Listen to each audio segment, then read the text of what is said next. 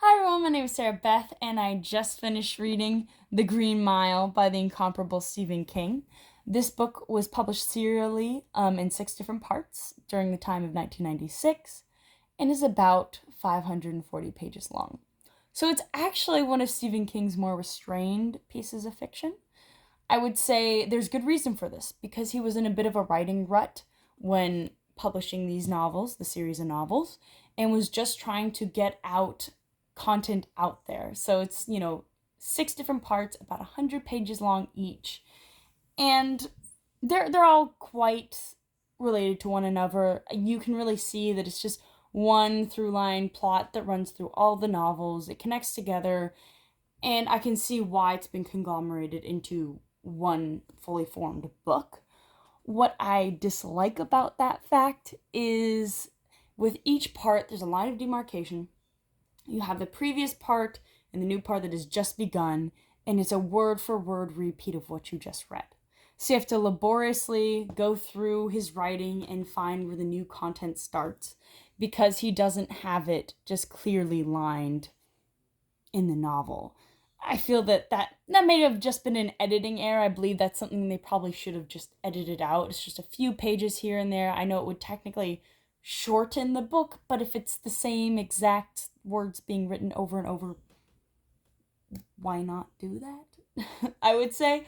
But other than that, it is truly a great emotional tale that is being told.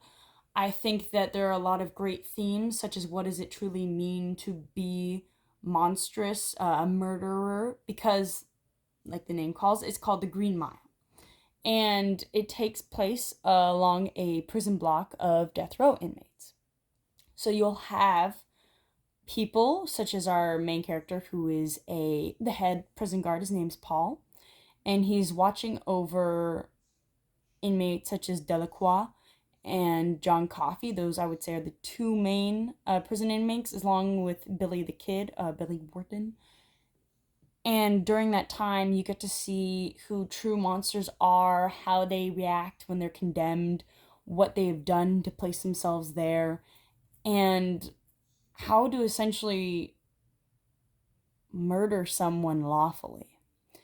And how do people live with that? How do they cope with the knowledge that they are ending someone's life? They are the one making the calls. And what does it mean to kill somebody humanely? Those are all important themes that are touched upon in this novel. And it also comes to light, what do you do when your job is to murder someone you know is innocent?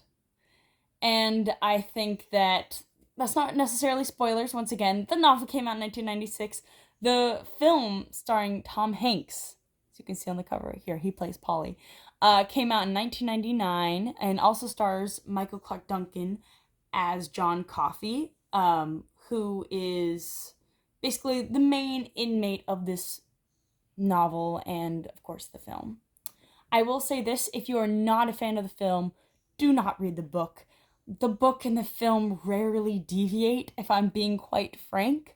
A lot of the lines in the film are taken directly from the book, especially some of the most memorable ones. And that was quite fun for me to see, actually, because I am a fan of the film. And I made the mistake of watching the film quite recently, so I do believe that some of that mystery of novel reading was hindered. I also think that if you I've always been on the fence about reading the book, there are a few things that are cleared up, but you'll have to wait until the last 150 pages to really get vindication for what occurs near the end of the film. I will say I'm a big fan of the film, and I do think that a lot of things go unexplained that make you, suspend your belief for the time being, saying I'm not sure how people would have lawfully gotten away with that.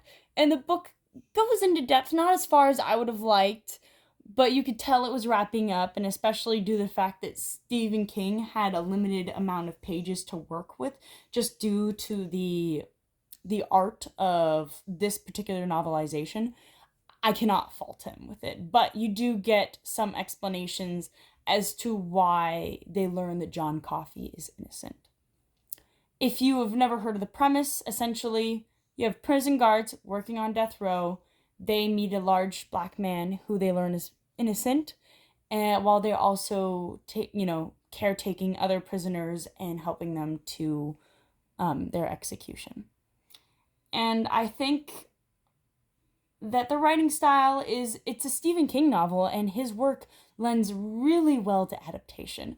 I think that it's a very, very available read. There's not much effort that goes into turning the pages. You're not lingering and, having to reread portions of text. It's all very believable and easily understood for everybody involved. So the question is, would I recommend this novel? And I would say only if you really love the film. If you have not seen the film by Frank Darabont, you have to see that first, because even Stephen King is a fan of his film. And he has notoriously disliked a great many of his adaptations, including Stanley Kubrick's The Shining. So the fact that he thinks this plays true to his novel, which frankly it does, there's only slight switches in the timeline so that certain characters such as Chief and John Coffey have, interplay over the same period, when in actuality in the book they don't. I think that it brings more depth, and it really just fills out the novel as a different medium. But once again, they're so similar. For the first 400 pages, it's really hard to find a difference. Anyway, if you're looking for something to read, maybe skip out on this if you haven't seen the movie yet. I hope you enjoyed my review. Thanks.